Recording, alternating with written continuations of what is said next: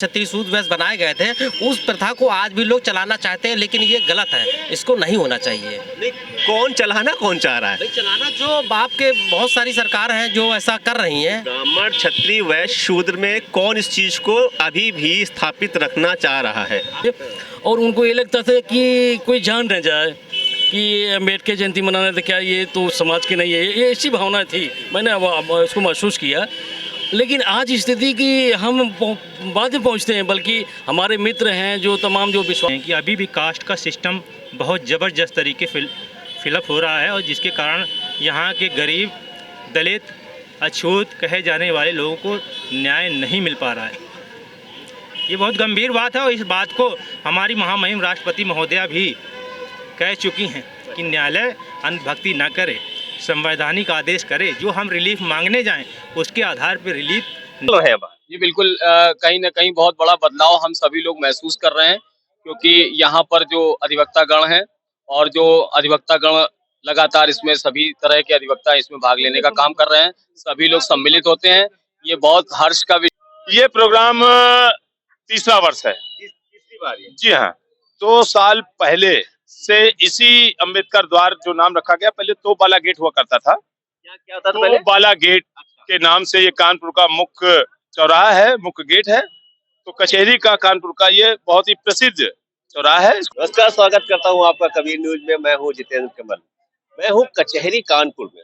एक विशेष कार्यक्रम का आयोजन किया गया था। मैं आपको बताऊं, कल है 5 फरवरी। कल संत रविदास जी की जयंती है, रविदास साहब की जयंती है।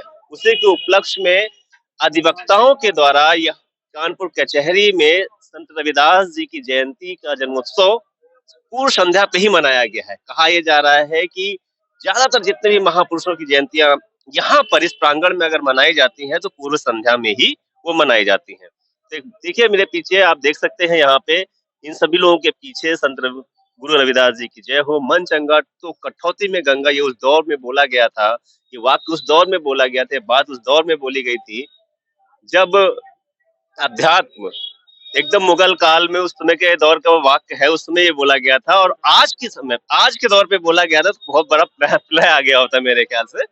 तो बहुत मैं थोड़ा सा ये प्रोग्राम को कवर करने के लिए आया हूँ। मेरे साथ अधिवक्ता गण हैं। मैं उनसे जानना चाहूंगा कि इस तरह के आयोजन कितनी बार इससे पहले हुए हैं, और कितने महापुरुषों की जयंतियां मनाई जाती हैं, और उद्देश्य क्या रहा, और क्या मैसेज उन्होंने समाज में दिया है। तो आप लोग साथ में हैं। सर, स्वागत है आपका। एक बार अपना परिचय दे दीजिए। मेरा नाम रवीन गौतम एडवोकेट है। आप? मेरा नाम दिनेश राम एडवोकेट है। आप भैया? हर्ष सैनी। आप? हम एडवोकेट मनोज कुमार सिंह। मनोज कुमार सिंह जी। आप? एडवोकेट आकाश सिंह बादल।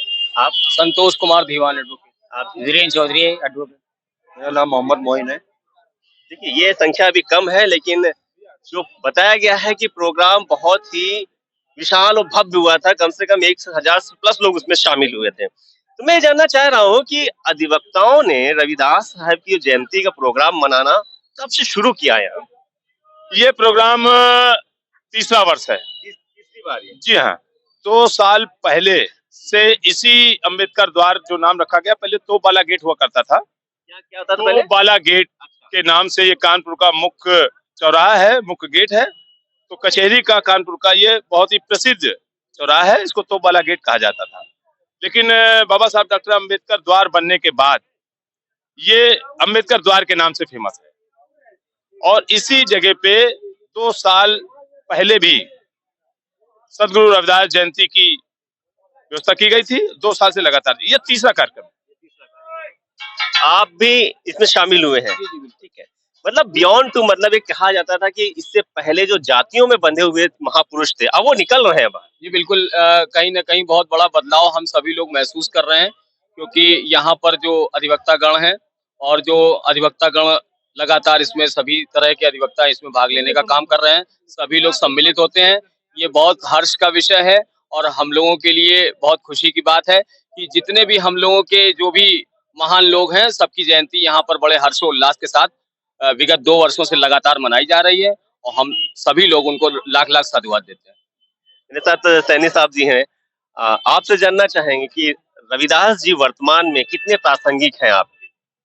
जी, रविदास जी ने समता और समानता की बात की थी, और हम लोग भी यहाँ विद्वान अधिवक्ता सभी लोग समता समानता की तीसरा वर्ष कंटिन्यू प्रोग्राम कर रहे हैं और यहाँ के जितने विद्वान वक्ता है जो समता समानता की खाई है काटने का काम कर रहे हैं। बांटने का काम हाँ। कर रहे हैं, मतलब इन आयोजनों से आप समझ लो परिवर्तन, युग परिवर्तन कह सकते हैं। युग परिवर्तन की युग बात परिवर्तन की की बात। ज्यादा अधिवक्ता इन सब चीजों से दूर रहते थे पहले, लेकिन अब ये जिस तरह की विचारधारा आ रही है, सभी इसी कड़ी में हमारे साथ भाई साहब हैं। आप क्या कहना चाह रहे हैं इसके बारे में? मैं ये कहना चाह रहा हूँ कि लगभग हम लोग 2 साल से जो रविदास जयंती मनाते हैं।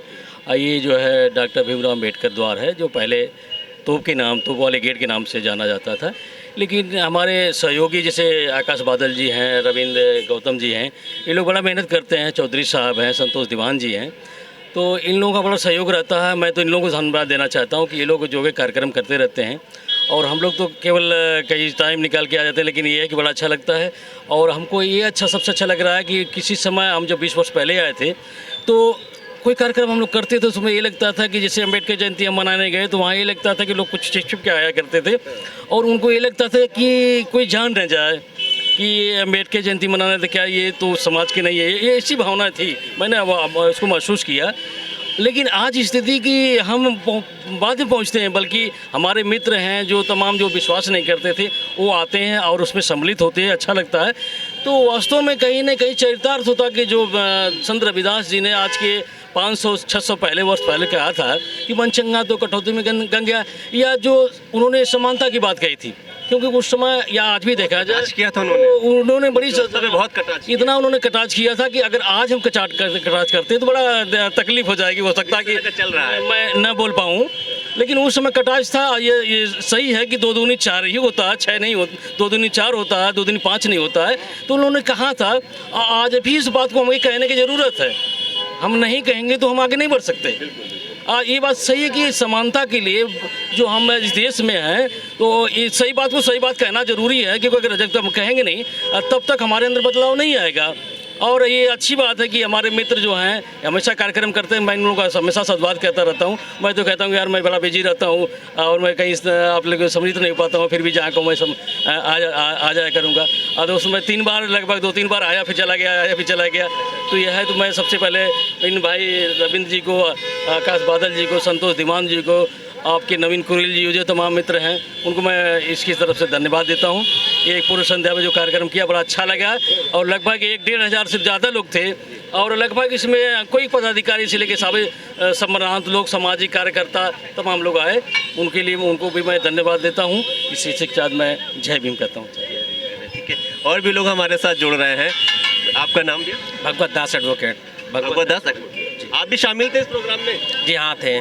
कुछ नई पहल नहीं लग रही है आपको? 1-2 साल से किया जा रहा है समता मूलक समाज बनाने के लिए। ये समाज बनाने के लिए बहुत ज़रूरी है। समाज बहुत पीछे हो रहा है, आगे होना चाहिए। ऐसे ही अगर संगठन बनता रहा तो एक दिन कामयाबी हम लोग हैं। बिल्कुल कामयाब होंगे। एक चीज़ हम आपसे जानना चाह रहे हैं कि अभी कुछ दिनों से पहले या 1 से 1.5 साल पहले की अगर हम बात करें तो होता ये था कि कास्ट वाला व्यक्ति कास्ट वाले किया जाता था। ज़्यादातर ये जो प्रोग्राम सीमित थे, एक कास्ट तक सीमित थे। तो जैसे कोरी है तो कबीर की मनाएगा। एक मिनट आ रहा हूँ जी, बताएं क्या कहना चाहते हैं? देखिए, आज समाज शिक्षित है, लेकिन आज भी जो बड़े स्तर के लोग हैं वो जात पात को लेके ही बढ़ावा दे रहे हैं। इसीलिए समाज एक दूसरे समाज जुड़ना चाहता है, लेकिन ऊपर जो लोग जो ब्राह्मण क्षत्रिय शूद्र वैश्य बनाए गए थे उस प्रथा को आज भी लोग चलाना चाहते हैं, लेकिन ये गलत है, इसको नहीं होना चाहिए। नहीं, कौन चलाना कौन चाह रहा है? चलाना जो बाप के बहुत सारी सरकार हैं जो ऐसा कर रही हैं। ब्राह्मण क्षत्रिय वैश्य शूद्र में कौन इस चीज को अभी भी स्थापित रखना चाह रहा है? वकीलों के बीच में भी ये ब्राह्मण है, आपके दोनों है भैया, आपका समान जात है। इस चीज़ में समान जात इसको बढ़ावा दे रही है, जो कि ये बहुत गलत है। ये नहीं होना चाहिए आज के शिक्षित देश में। अभी भी इस तरह की दुर्भावना आपको झेलनी पड़ जाती है? आपके यहाँ पे वकालत में, आपके यहाँ एडवोकेट में जो आपके यहाँ अधिवक्ता हैं, यहाँ पर भी इस चीज़ को, यहाँ पे चुनाव को लेके इस चीज़ बहुत चीज़ आगे है। इसीलिए आपका यहाँ पे SC जो व्यक्ति या जनरल उसमें OBC हैं वो आगे बढ़ नहीं पा रहे। केवल यहाँ पर जात पात से ही चुनाव हो रहा है बराबर कंटिन्यू। ठीक है, ये चुनाव की नहीं, लेकिन ये आयोजन में सभी की प्रतिभाग तो रहता है ना? नहीं, आयोजन में सभी लोगों का प्रतिभाग लगातार बढ़ रहा है और लगातार हम लोगों के साथ में सभी वर्ग के लोग और सभी लोग, चाहे वो सीनियर्स हों, जूनियर्स हों, सभी तरह के अधिवक्ता बंधु और जनरल लोग और तमाम तरह की संस्थाएं हम लोगों के कार्यक्रमों में लगातार जुड़ती चली आई हैं और इस बात के लिए हम लोग उनका साधुवाद और धन्यवाद करते हैं कि उनके जुड़ने से हम लोगों को बहुत ताकत मिली है और हम लोगों ने यहाँ पर ये व्यवस्था कर रखी है कि आगे हम लोग लगातार ऐसे कार्यक्रमों को मनाते रहेंगे जिससे जो ये समानता और समता की भावना है और अच्छी हो और आगे बढ़े और हम लोग इसी को प्रेरित करके अपने समाज को और इस देश को, इस समाज को आगे ले जाएं। एक शब्द मेरा जी जी जी बोलिए। मेरा आपके चैनल के माध्यम से एक निवेदन है कि अधिकतर लोग साक्षर हैं, शिक्षित बनने की कोशिश करें और अध्ययन करें, क्योंकि बगैर एजुकेशन के हम आगे नहीं बढ़ सकते हैं। इस बात को आप से मेरा निवेदन भी है कि आप इसको चैनल के माध्यम से लोगों तक पहुंचाने की कोशिश करें कि आप पढ़िए, पढ़ेंगे तभी आप कुछ कह सकते हैं, ये ज़रूरी है। आप कुछ कहना चाह रहे हैं? मैं कह रहा हूँ कि देश संविधान पे तरक्की करेगा, धर्म से नहीं। धर्म व्यक्तिगत आस्था हमारी हो सकती है, मगर संविधान सर्वोपरि होना चाहिए। और जो लोग संविधान की शपथ लेकर प्रतिनिधित्व निभा रहे हैं वो अपनी जिम्मेदारी सही से निभा नहीं रहे हैं। मेरा आरोप है कि न्यायपालिका भी अंधभक्ति कर रही है।